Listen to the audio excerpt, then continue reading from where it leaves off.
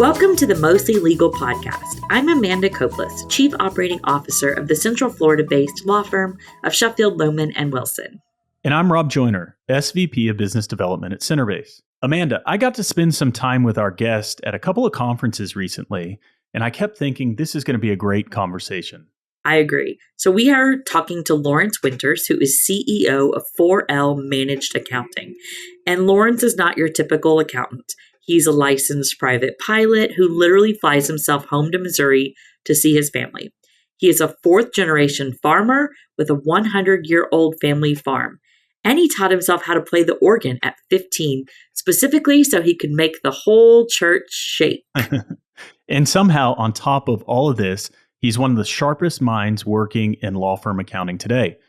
We get into data conversions, the AI opportunity inside firm financials, his work chairing the Future Readiness Advisory Council within the ALA, and a topic that Lawrence is genuinely passionate about that might surprise you. A lot to cover. Let's jump in. Lawrence, welcome to the Mostly Legal Podcast. We're so excited you're here. I'm very excited to be here. Thank you all for having me.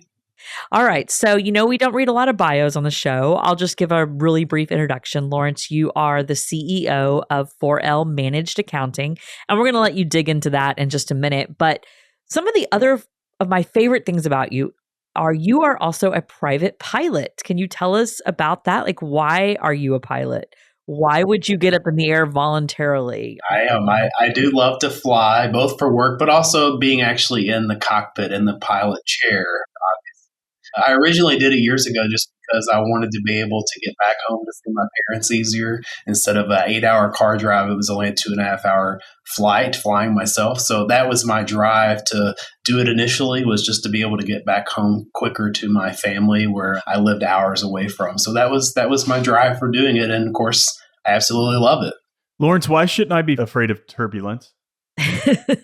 Well, turbulence is obviously something that happens, right? But imagine feeling it in a big jet, right? When you're in a small plane, you really feel it. And so it makes you realize when you're inside the big jets that if you're feeling it in that jet, it's massive wind in order to feel it. Because you feel you have just made things really bad for anybody who has to fly next to Rob Joyner going forward. I'm going to have to put a disclaimer on this podcast recording that anybody that's scared of flying, don't listen.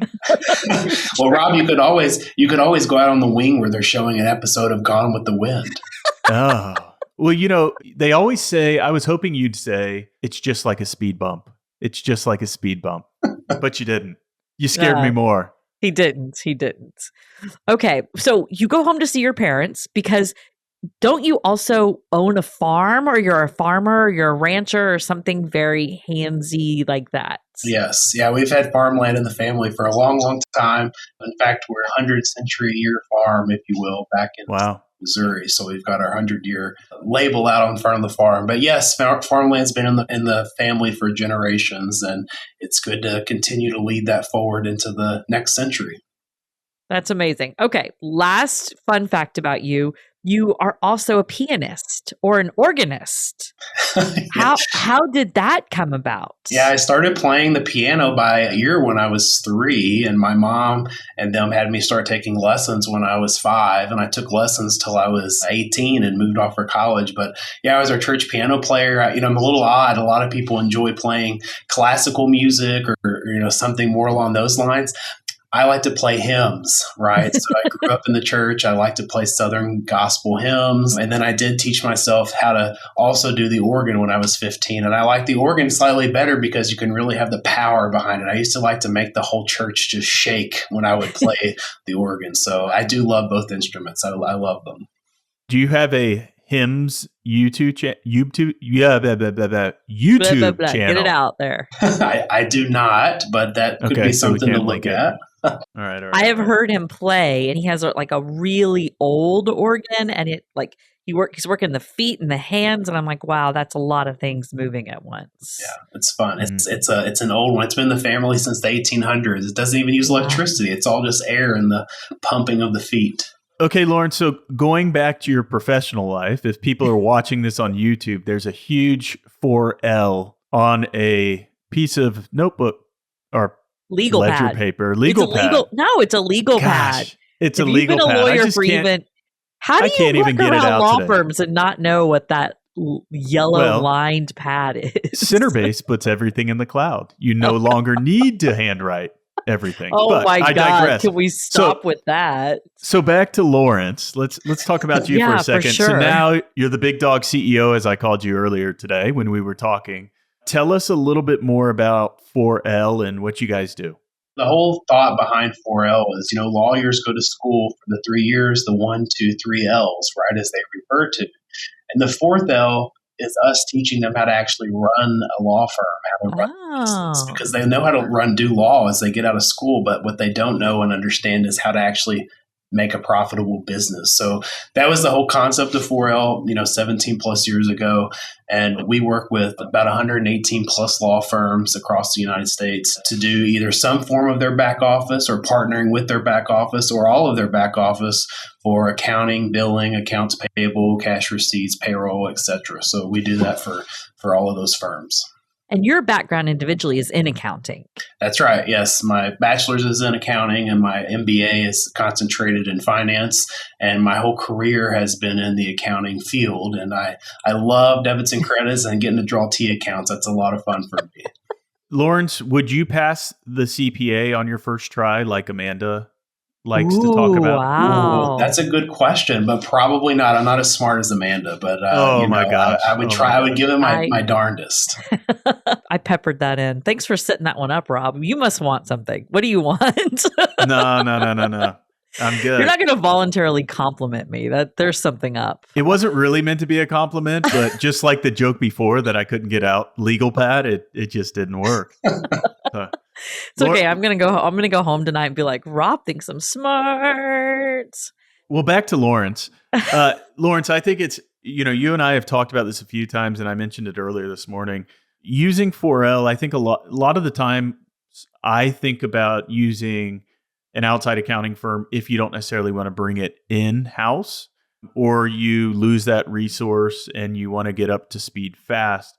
But I think it's a really interesting concept for small and mid-sized firms, how you just augment the team as well and how you may be able to just run a more efficient and profitable firm by partnering with somebody like 4L. Yeah, absolutely. I mean, in a lot of sense, we, as you say, augment with the existing accounting team for business continuity, et cetera, because you never know when the person's going to need to be out or if something were to happen to them. In a lot of cases, firms, you find these people that have been working in the back office roles for a long time, which is a good thing, right? But, all of their knowledge also tends to also be in their head and not necessarily documented and things like that. And in order to make sure that a firm can continue to operate efficiently, having us as part of that, accounting department, if you will, to take on various tasks or to fill in certain areas when needed, helps to make sure the firm can continue to operate no matter what would happen. We've heard before that there's a little bit of a talent gap in accounting because kids aren't running off to school to go and get their bachelor's in accounting, which I don't understand. It's crazy times. But, we at our firm and other firms have struggled filling roles in the accounting team. So what you're saying is that your company's goal is to help augment that, to really, if you don't have to have it all, but you can do it all. But if your accounts payable clerk is out, is that something you do? Like you cover accounts payable, or like I'm trying to get very specific. Yeah, I mean, we do some short-term stint things like when someone's out on maternity leave or things like that. But generally, we look for more long-term partnerships with firms where we can actually be part of their accounting team and do part of the workload or all of the workload in that sense. And yeah, I mean, to your point, Amanda, I mean, I think I saw recently that through a survey that we had done through ALA that on the Future Readiness Advisory Council, it was like 78% of firms have indicated that they don't have any succession planning for the professional staff or the accounting department or whatever. And also that it was the hardest role to replace in the firm. Mm-hmm. Attorney succession planning had actually went up a little bit from what we'd saw, but the professional side of the house, non-attorney side of the house, if you will, has actually skyrocketed in the sense that there's been no real plan for that. And we see that all the time where firms, their biller, for example, has been doing their billing for the last 30 years. And now it's, time for that person to retire, and congratulations to them. But now the firm's in a bind because no one knows how to submit electronic billing to all the 30 Right. different leads billing websites and how to do it. And it's hard to find someone in some of these smaller towns and whatnot that can have that knowledge to step in and be in their physical office and do those types of things. So, we have the resources and the knowledge to be able to easily step into things like that to help firms continue on. So you've been there for a year now. This is really kind of your first foray into doing the back office, this type of thing. Before you were on the tech side, I think, right? So what are some of the trends you're seeing? For example, we talked before about Big Law raising their rates a lot. Like I think I just saw an article, it's $3,000, $4,000 an hour, some of these Big Law partners. But it's, I work in a mid-sized firm, story's a little different. So what are you seeing with rate changes among some of the firms you're working with? Yeah, I think as far as rate changes go, you see the typical, annual increases across a lot of firms that hopefully they get in place by January 1, so they're not having to revalue all their time as they get it in middle of January and whatnot, which is a typical thing that you run into. But I would say that on average, we tend to see almost all firms are raising their rates on an annual basis, if not more than that, depending on whatever the type of work is that they're doing. But it's usually based on, from what I'm seeing anyways, again, averaging on whatever the CPI is for the year. So fewer and fewer firms are just holding steady for years. Like they're making a conscious effort to raise rates. That's Absolutely. Good to hear. Yeah. Obviously, raising rates is where everybody goes to, but are they talking to you about exploring alternative fee arrangements or any other means for billing services? Yeah, I think you've seen some firms that are looking at that type of methodology or even just moving to, flat fee type services instead of the hourly model, if you will. But I would still say the bulk of what we see anyways is just still on the hourly basis and plugging it through that way. But there has been an uptick, I would say, in firms that are at least asking the question and exploring the ideas of other fee billing options. What are you seeing firms explore, and are there certain practice areas or size firms that are those that are coming to you and asking about flat fees and other ways of doing it? It's kind of all over the board, but I feel like you're seeing it a lot more, at least on flat fees and things like that, in IP type firms, also in like estate planning and situations like that where it could be hourly, but a lot of firms are moving to flat fees in order to compete with their the other firms in those areas. But it is definitely something that people are taking attention to and asking the question and being able to explore what is the best way to go forward with this. So making those decisions, a lot of firms are hungry for data, right? So you're going to have to give them a lot of data. And I think we're even trying to get more precision out of data than we were even 5 years ago. What are they kind of hungry for lack of a better term? What are you trying to collect in terms of that? Yeah, well, this is an interesting topic that it's fascinated me because, we talk about data and, we've got so much of it now and it should be at everybody's disposal for making decisions, right? Making sure you're making decisions with data, not just in a vacuum or on old reports, but you still see a lot of firms that are continuing to produce a 90-page plus report packet every single month that nobody looks at, and you ask the question, do you look at this? But regardless of that fact, like the fact that it's so behind, like, when the time you publish these reports, the data in there is stale, it's old, it's too late to take actionable, action on to improve anything or make any changes or course correct. So, I'm a big believer in the fact that that's a very outdated practice.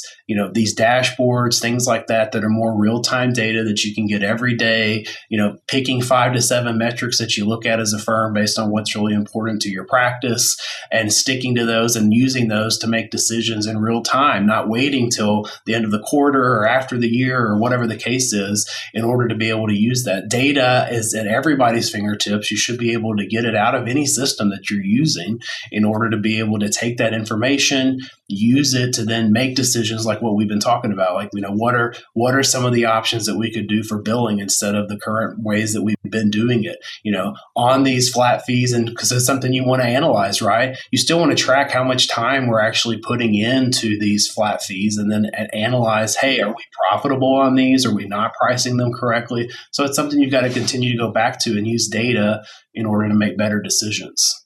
I had a conversation recently talking about like backwards looking reports and about how firms still produce and look at a cash report every day. Like here's how much money is in the bank.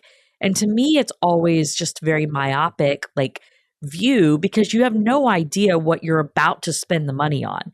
If the cash report looks great today, a huge payroll could be coming through tomorrow, or you could be writing a very large check for your malpractice insurance the next day. So I've been thinking a lot about like when you're talking about reporting and dashboards and firms just continuing to report on the same things because that's what they've always done. So how are you having the conversations? Like, how do you tell partners something like the cash report doesn't matter? Yeah, because I think again in that instance, you're right, Amanda. Like you're looking at one thing, but you're not anticipating or looking at the upcoming expenses or things that you have to be aware of. And I've seen it many times. All of a sudden, we're like, "Oh my gosh, the payroll's about to run. There's not enough money in the bank account. We've got to move money." Things like that. This happens every day at firms all across the country, right? So I think the conversation is you got to talk about how you've got to be able to make better informed decisions with the data more in a real-time manner, not in a vacuum where you're looking at things in the past that have already passed, things like that. You got to look at it real time. You got to identify 5 to 7 things that you really want to focus on. And one of them could be the cash balance and what are anticipated upcoming expenses in the next 7 days or whatever the case may be to make sure that you've got enough cash flow. But it's all about getting them out of the mindset of, you've got these reports you're looking at. This is all stale data by this point, and it's been stale for a while. Let's switch to looking at more real-time information and be able to navigate this as a firm effectively and course correct as needed in a real-time manner instead of being behind the 8 ball constantly. Yeah. Lawrence, okay, so you're the managing partner's, whisperer, and a managing partner says, "Fine, Lawrence, I believe you. I want to go to dashboards." What are those 5 to 7 items they should have on their dashboard? I think a lot of times it will depend on what that firm's practice is, if they have multiple offices, all of that type of stuff. But I think some of the basic ones that you definitely want to consider is your WIP aging, because you got to get bills out or else you're not going to have the cash flow coming in. Your AR aging, because you got to make sure that the AR doesn't get too old. You need to get it collected. Profitability, I think, is a big thing. I know a lot of firms, get up in arms about profitability, and you don't necessarily have to do it by attorney. I think it's important to even just look at it by an office practice level or matter level, even to understand if these matters you're working on are profitable. So again, one of the 7, I think, would be profitability. Your utilization rates, like collections realizations, billing realizations. I had a firm tell me that they thought their 99% collection realization rate was great. And I told them that I thought that wasn't great, because that means that 99% of everything that you bill is being collected without any write-offs. I would raise your rates. You should. So you're saying you actually want clients who don't pay a little bit? Yeah, you should get some pushback. Some of that stuff, if they're just blindly paying and you're getting no pushback on your bills, maybe you should raise the rates a little bit, things like that. But again, utilization rates, budget variances, cash flow margins, things like that. I think those are things that you should really focus on when it comes to looking at key metrics. Again, depending though on the practice groups, there may be other things that they may want to have on there, but those are things at a minimum that I would really focus in on. You mentioned aged AR as one of those dashboards that you'd put up there.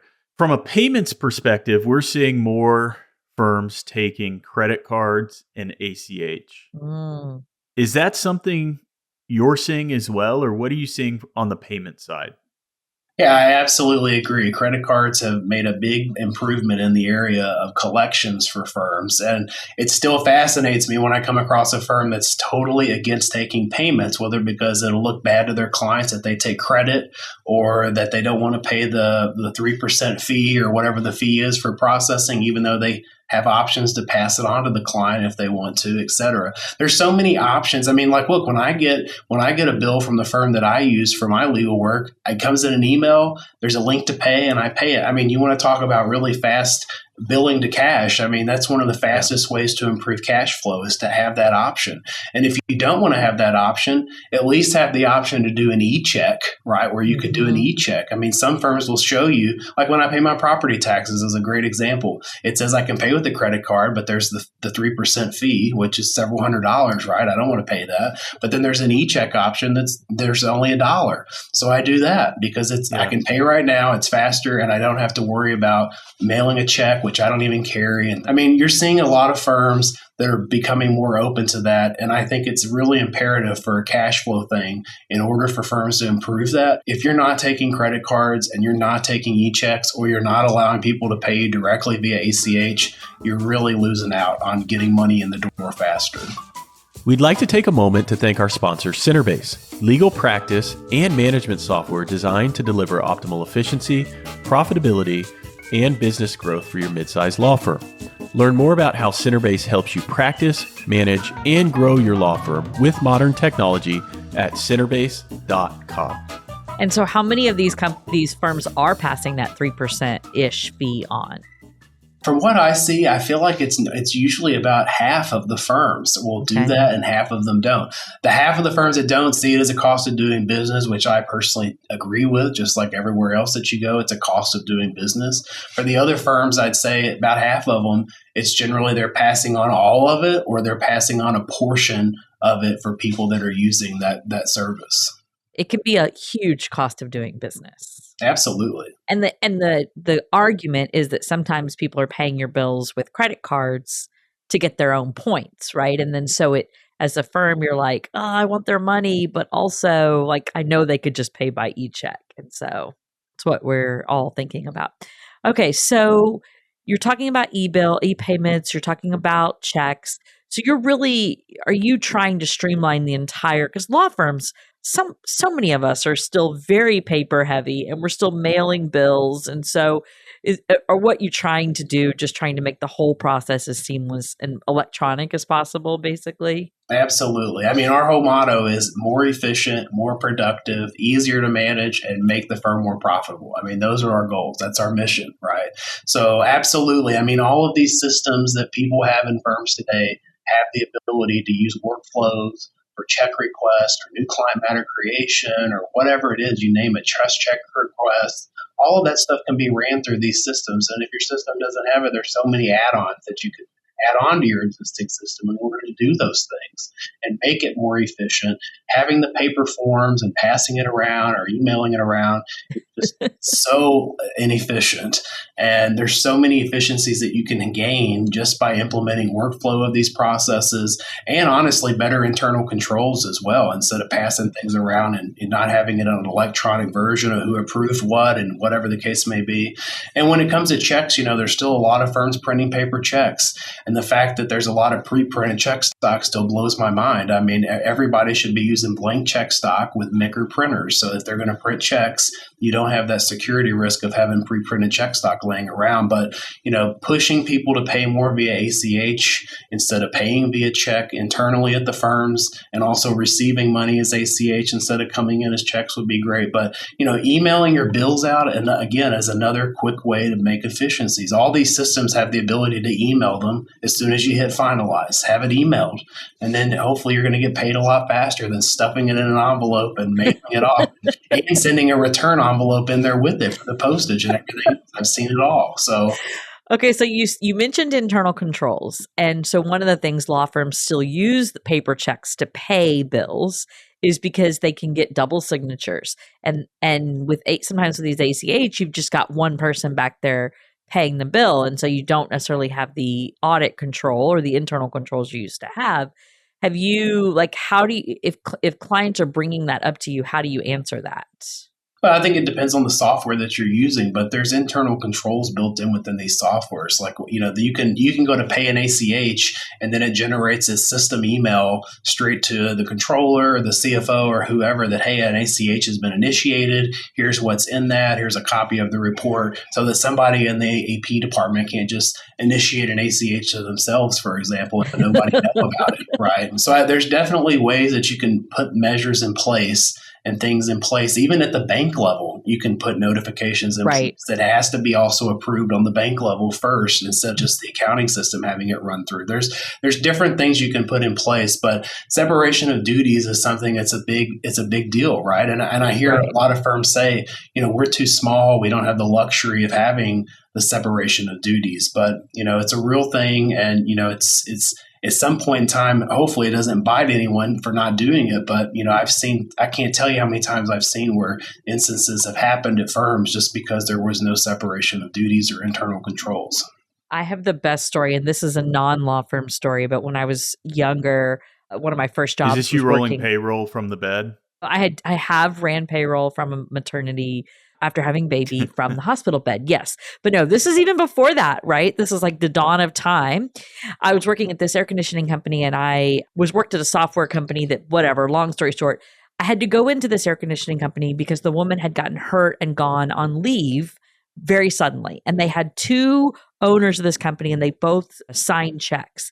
And she had done stuff such as she financed her personal vehicle with the same financing company that they used for the air conditioning vans.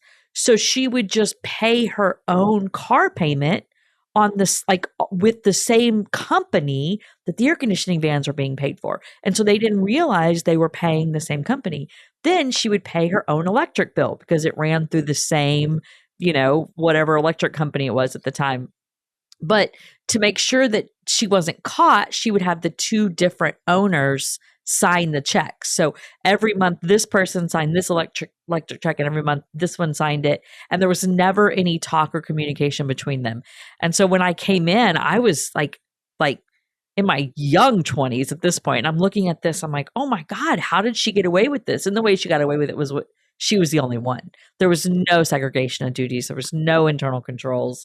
And she had, while not hundreds of thousands of dollars, she had, pilfered substantial amount of money out of that company from that. So I'm always a little just shy and nervous around. It's a real thing. I've seen so many firms personally myself over the years, millions of dollars, taken from firms, and nobody knew it. And it is a real thing. And I always say these things, and then I say, I'm not saying don't trust the people that work for you. I'm just saying that you should have internal controls in place so that if anything were to ever happen, it can't happen, so to speak. We're talking about different payment methods, and you made a joke that, if a firm's not taking credit card, it's wild in this day and age. What do you think the next wave of technology is, or efficiency is, for, the back office? Well, I mean, I think we're seeing it all the time with AI now, the hype around AI. I mean, oh my gosh, we made it 25 minutes without talking about AI. That's a new record, Rob. and even to Rob's point on a post he had recently, there's like 800 and something AI tools out there just for law firms right now. Right? I mean, that's not even considering all the other ones. It's just legal. So, I think everybody's still figuring it out. They're still pausing and trying to take a step back and say, what even is all this? What's the best thing to use? But I do think that AI is obviously the next big wave of efficiency gains that we're going to see across the accounting side of law firms, and even in legal in itself. Is just automation. And I think it's going to have an impact on what we see. Lawrence, to that point, one of the things that kind of blows my mind when I talk to firms is that they're still doing a manual collections process, and they haven't spent time automating some of that. I think that, along with the credit cards, is really low-hanging fruit when you're looking at your collection realization, or how do you improve that cash flow? Yeah, I agree completely. I think that people still using manual collections processes is pretty wild when there's so much technology now, whether it's in your current accounting system or it's an add-on tool that you add on to the accounting system, et cetera, that can go and help you collect AR, right? I mean, there's always that big push in firms at the end of the year to collect as much cash as possible. Well, what about all the other months of the year, right? Let's try to collect it all year long, not just at the end of the year. And there's so many tools that you can utilize in order to help with that process. And also having it in on your KPI screens that you're looking at, you should see it not growing. It should either stay relatively the same or be shrinking. You shouldn't have it continue to grow. And if I have to hear the story one more time about how, we can't write something off because we're going to wait until the attorney wants to wait till the person dies so we can collect it from their estate. I mean, let's get real. Let's write it off and move on. I feel personally attacked by both of you right now. I just want you to know. Let me stand up for firms a little bit on the cash collection, okay? I think the struggle is that in professional services, specifically law firms, the lawyers develop these very close relationships with their clients, right? They become both the seller, the sales team, and the accounts receivable team, and the workhorse all in one. And so they're not introducing finance on the front end. They're not, they're doing all the communications, and then they feel personally bad almost about going and getting money from their clients, right? It feels bad. Like they know they don't have the money to pay. And so how do you tell attorneys, like, my advice always has been maybe bring finance in on the front end. It's great to meet you. You're going to be a great client. I'm going to send you to accounting who will get you set up and explain the billing process and all of that. And then you come back around and do the work. But that's a pie in the sky, big picture idea. Amanda, that actually came up at one of our roundtables in Miami. And it might have been the year before you joined me. But one firm said, we use the same person to onboard a new client, the engagement letter, the retainer, as we use to collect the funds at the end. That way, they can then go back and say, hey, you agreed to this, you worked with me, and make it personal, taking the attorney out, obviously, hopefully collect more because of that. That's a good idea. Yeah, I like that. But I mean, Amanda, I think to your point, I think, this is an opportunity to introduce a new method to the firms in order to change that, because you can't just have the one person being the whole point contact, right? You gotta be able to introduce other key players, I think, and that would help alleviate that issue all the way around. You mentioned about all the reports that these accounting reports that people are creating and that people aren't using. So you guys have both worked at companies that do legal tech software specifically on the accounting side, right? And so when a firm migrates from one product to another, you always hear, we need this report. We can't operate without this report. And how do you explain, maybe it's just what you've always had? Like, do you run into that at all anymore? I mean, absolutely. I'm sure Rob can speak to it better than I can, being a year removed from that. But I think that the what happens all the time is, as you go through those implementation processes, one of the things you typically ask is, hey, let us see a copy of their reports that you do every month, and you get a packet of it, and sometimes it's 300 pages long, other times it's 10, whatever, and you're like, okay, well, we're going to show you how you can run similar reports to this in the current accounting system so that you can get these similar reports, right? And a lot of times I would say, a high percentage of time, I would say that they typically will adjust. But sometimes it comes down to maybe 1, 2, or 3 very specific reports that for whatever reason, the managing partner's used to seeing or whoever, okay? And they're like, no, it has to look exactly like this. Even if the one in the new system is exactly the same, but the columns are flip-flopped or whatever, they're like, no. It has to look just like this. So, and then you have to go around figuring out a custom report for them or whatever the case may be. But, I always encourage people to use the system that you have in order to get the information that you need. You shouldn't need to keep doing the same types of reports that you did in your old system. As a matter of fact, if you go to another accounting system, you should be able to hopefully eliminate almost all of those reports and turn to dashboards instead of having all of these reports. There should be no reason for all of them. You can get them anytime in your dashboard. So I see it all the time, at least I did, and I'm sure Rob sees it all the time still. But it's one of those things where I think change management is just so hard for people when they're going through a conversion to another system, and they just want to stick to what they're used to, and you have to help lead them to that change that, hey, I get it, but let's look at this as an alternative method instead. You get the same information or more. Are you suggesting we're inflexible? I always laugh when they send you a workbook, a whole workbook, and it's like, make this into a report, and it's like, well, that's not a report, that's a workbook. That's totally different. So yes, I have plenty of experience with that. Lawrence, I have a new opinion on the question I'm about to ask you, but I would love to hear your take. When somebody's going to a new financial software, do they bring over full history or not? Ooh. This is an interesting question, and I'm probably biased because I'm a little old school with this, I feel like, but I am a big fan of the full system conversions so that you have the history that you need in order to look back. I mean, I get the question of why would you need to go and look back 10 years ago? I get that, and I hear that. But what if I need to? What if I have to for some reason, and then I don't have it, right? So I personally like full system conversions so that you can go back, get old financials or whatever the case may be. Maybe you don't go back 50 years. Okay. Maybe you go back just a couple of years per se, at least, for audit purposes and whatnot. But I do think having some kind of history is helpful. Again, if the firm's been around a long time, which I've seen some firms convert and want 100 years of data or whatever the case may be, right? I mean, maybe that's overkill, but I think personally it would be hard for me if I was to go through an implementation and I had just a balance forward conversion. I think it would be harder if you needed to go back for anything, plus all the outstanding time entries that hadn't been billed and AR that hadn't been collected and all of that. I just think it makes it a little harder, but it's doable and people do it all the time. But I'm pretty biased on the somewhat full conversion. Rob, why has your opinion changed on this? Because we've spent a lot of time being friends and you've always told me you don't need more than a couple of years of history. Are you changing your tune? I am. So I was driving back from basketball one morning thinking about law firm accounting and imports. And I've seen it done a few different ways. Obviously, there's the starting balance, there's 7 years, there's the full history. I mean, the whole gamut. I've seen it all. But I agree with you, Lawrence, on the full history for a different reason. Similar but different reason.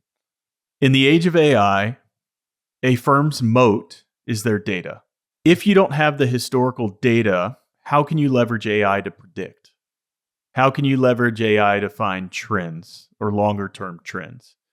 And so thinking about it differently, maybe you're not bringing the data in the same way, but it's become more and more important that you have all that data, or else, we look at Claudes and all these other tools that are coming out that are commoditizing different things. At the end of the day, the one thing they can't get is your data. And so how you're using that and how you're protecting that becomes more and more important over the next so many years. Yeah, that's a huge point. I mean, why give up that treasure chest of data, if you will, if you don't have to? I mean, especially when it can be helpful for these AI tools. Absolutely. It's a brand new day out here, y'all. It's a brand new day. Oh my gosh. Listen, as somebody who, when we did a conversion, we had a legacy system on a server that's on premises. We still have that legacy system. We cannot plug the server in because it has not been updated. It's on Windows Server 2008. Okay. And there have been times where we've needed some stuff off of there. But Rob, if there was a way we could get the data without needing to boot up the program and be able to use AI to communicate, chat with, interact with that data, I think it would have been really, really, really helpful for us. And I guess what you're saying is it actually makes your conversions easier because you're trying to figure out a different way. Yeah, I think it's an interesting point to think about moving forward. But Lawrence, I want to go ahead and switch into another topic, something that's near and dear to Amanda, the Association of Legal Administrators. And so I'm not going to let Amanda give her pitch, but what I am going to ask you, I know you're serving as the chair of the Future Readiness Advisory Council within the ALA. What is that role? What does that role consist of? And what are you guys working on?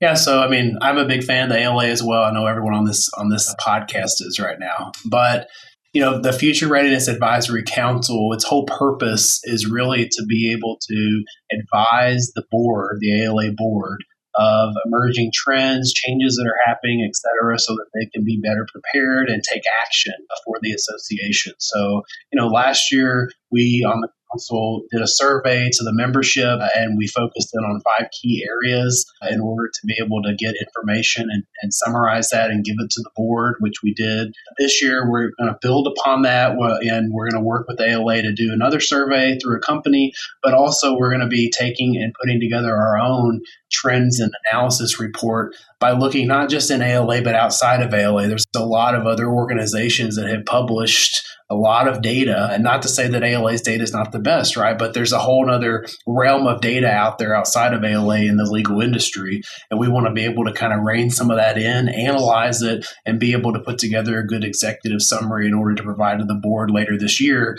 so that they can take that information and help it and use it to hopefully make decisions for the ALA as a whole. I was very fortunate to be on the board, the first report you had, but I'm rolling off, and so I won't get to see the future reports. So you're going to have to call me and tell me what's on top of things, because as we know, I am desperate to stay at the forefront of what's going on, but I never feel like I am. So what do you say to other administrators who have just listened to this and thought, oh my gosh, I'm so behind on all these topics? Like, what do you tell them to focus on first?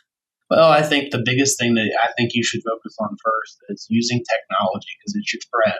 I say it all the time. Okay. There's so much manual stuff being done. There's so many things being done. But if you even just start with the tools that you currently have and just start utilizing more of those tools, because everybody's got tools they're using that they don't know what half of the functionality is, right? Invest some time in learning more about the tools you have and using those to the best of your capabilities so you get your return on investment for what you purchased and that you're using. But there's so many things with technology that can help automate things, make your lives easier, eliminate manual work, make those efficiencies happen. And from there, that can free up some of your time to be able to focus on some of the more future thinking things for the firm and laying out strategy for the firm as a whole. I love it. Okay, Lawrence. So the final segment of our show is something we call Pitch Your Passion. And it's a couple of minutes for you to just tell us something you're passionate about, whether it be your company or organ playing or anything that's weighing on you that you want to share with us. So go forth. I'm sure this will be no surprise to either of you, but I'm very passionate about DEIA, diversity, equity, inclusion, and accessibility. I served on the ALA committee for that for 3 years, was vice chair and chair. I am very much an advocate of DEIA, and I think it's even more important now than it's ever been, given the current political landscape that we're living in and the pressures that are coming from the administration and whatnot. But, an interesting point that was in the readiness survey that we gave to the ALA board was that while I think it was 52% or so of firms have agreed that they have some form of statement. They're doing that. They're talking the talk.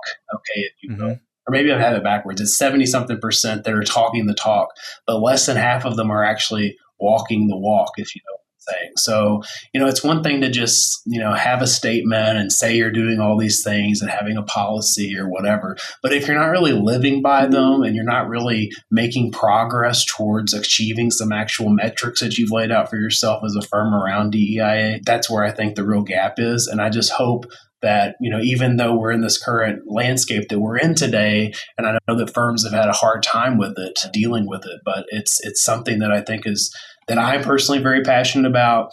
I don't want people to lose sight of it because everybody should matter. Everybody should have a voice at the table. And regardless of who you are, what you believe in, what color you are, all of those types of things. And I just think that it's really important for not just the law firms, but for all of us as people to be accepting of each other, love each other, and really promote that. And I just, I really fear that it's something that's going backwards in the last couple of years now. And I really want to see it get back to the forefront. So I'm a big fan of that. And I try to preach it as much as I can. And I hope that, every firm and every person takes it under consideration and really strives to make advancements in that area. Lawrence, thanks for joining us today. I really appreciate it. See you soon. Thank y'all for having me. Thanks for listening to this episode of the Mostly Legal Podcast. If you like what you heard, make sure you like and subscribe so you don't miss a single episode. Stay tuned as we uncover more behind-the-scenes stories of law firms with the best minds in the business. And Rob. Thanks.